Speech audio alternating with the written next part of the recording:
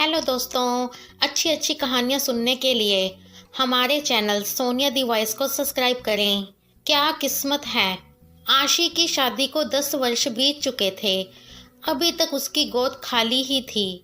पूजा पाठ हर तरह से इलाज हो चुका था, लेकिन किस्मत थी कि उस पर खुश ही नहीं हो रही थी।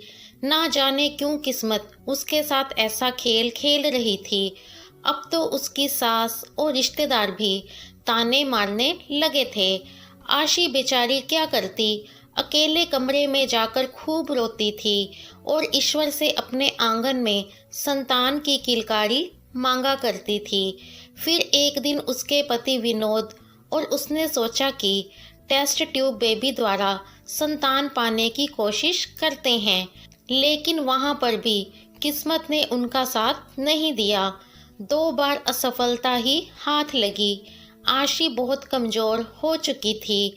अब उन्होंने किसी अनाथ बच्चे को गोद लेने का विचार किया था। उन्होंने अनाथ आश्रम में और कई अस्पतालों में जाकर अपना नाम लिखवा दिया था।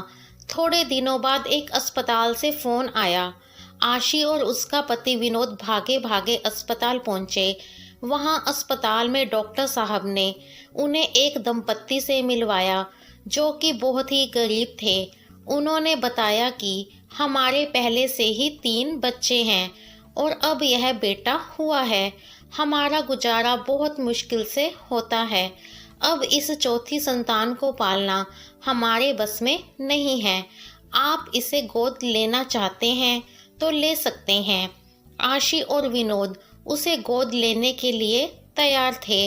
अस्पताल में उन्होंने डिलीवरी पर आने वाला सारा खर्च जमा करवा दिया था और बच्चों के माँ बाप को भी कुछ रुपए देने की कोशिश की थी, लेकिन उन्होंने गरीब होते हुए भी रुपए लेने से इनकार कर दिया।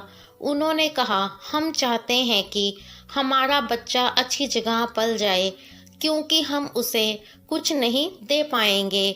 हम अपने बच्चे को बेच नहीं रहे, इसलिए हम पैसे नहीं ले सकते हैं। आशी और विनोद ने उन्हें बाकी 3 बच्चों का वास्ता देकर बड़ी मुश्किल से कुछ रुपए पकड़ाए। वे लोग उस बच्चे को लेकर घर आ गए। आशी और विनोद बहुत खुश थे। उनके घर में रौनक आ गई थी। आशी की माँ ने नानी बनने की खुशी में आशी का घर उपहारों से भर दिया था। आशी कहती रही, माँ इतना खर्चा क्यों करती हो।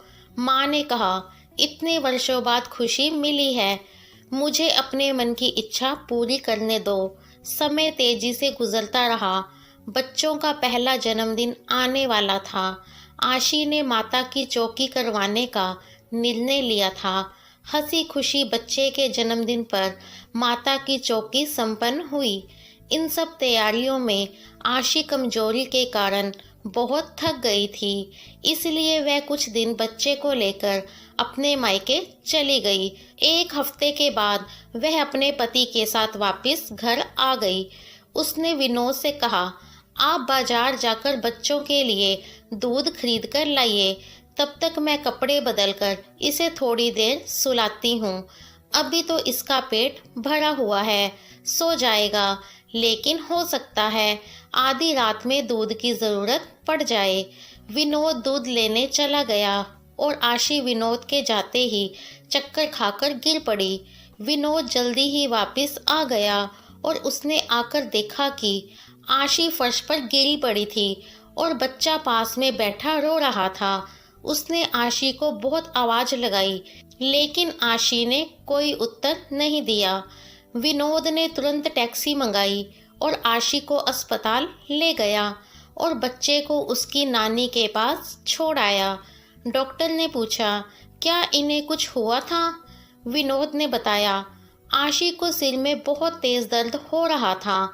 डॉक्टर ने कहा, यह कोमा में चली गई हैं, अब कहा नहीं जा सकता कि इन्हें होश कब तक आएगा। कोमा में 1 महीने तक रहने के बाद आशी ने इस अवस्था में दम तोड़ दिया था। आशी की किस्मत देखिए, पहले बच्चे के लिए तरसती रही और जब बच्चा आया तो खुद इस दुनिया से चली गई।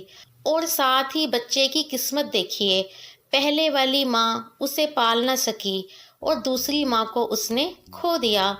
बड़ी मुश्किल से विनोद ने 1 वर्ष व्यतीत किया। उसे बहुत ही मुश्किलों का सामना करना पड़ रहा था।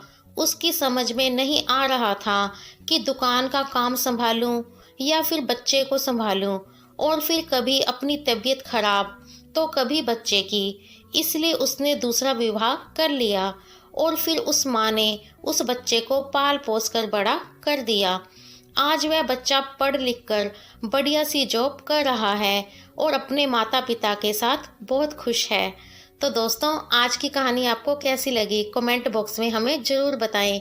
वीडियो को लाइक, शेयर और चैनल को सब्सक्राइब जरूर करें। मैं मिलूंगी आपसे नई कहानी के साथ।